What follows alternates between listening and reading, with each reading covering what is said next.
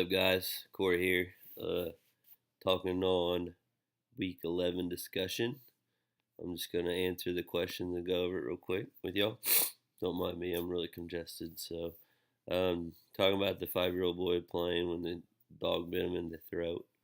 And the first question is based on initial dispatch information, what problems might you anticipate regarding scene size up and assessment findings?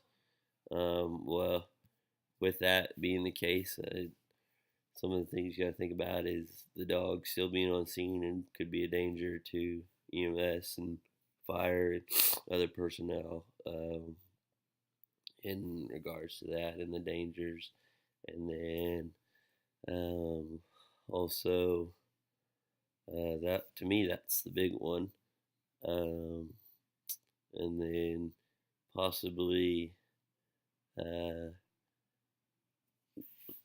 Possibly due to the nature of injury, maybe a traumatic arrest or whatnot. And then, yeah, so that was question number one. Question number two, why did the patient warrant rapid transport to a trauma center? My answer for that is because in order to treat the patient required surgical intervention with fixing the punctures that were uh, applied to his neck from the dog bite. So he needed a trauma surgeon for that. Um, and that in the blood loss, he may, depending on how much blood he lost, maybe needed some units of blood, and we don't carry those on the ambulance. Okay, so that was the priority because he needed surgical intervention. Number three, what critical interventions did the BLS quick response team members and the paramedic provide to correct immediate life threats? That'll be maintaining spinal immobilization and treating the bleeding and see what else was there.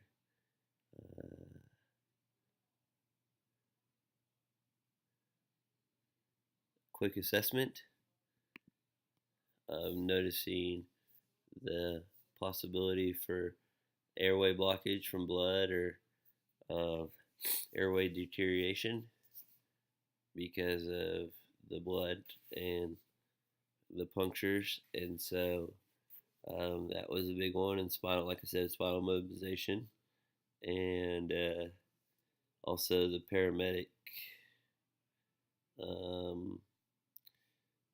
main concern was the airway because due to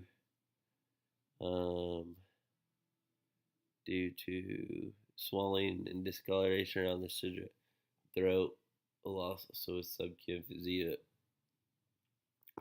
That paramedic was concerned about the structural collapse of the airway. So that's another one, and also again the cervical spine. For yep. So number four, what were the treatment priorities for this patient? To me, it was first airway control, airway management, then airway and bleeding management control. Also preventing shock. I know it says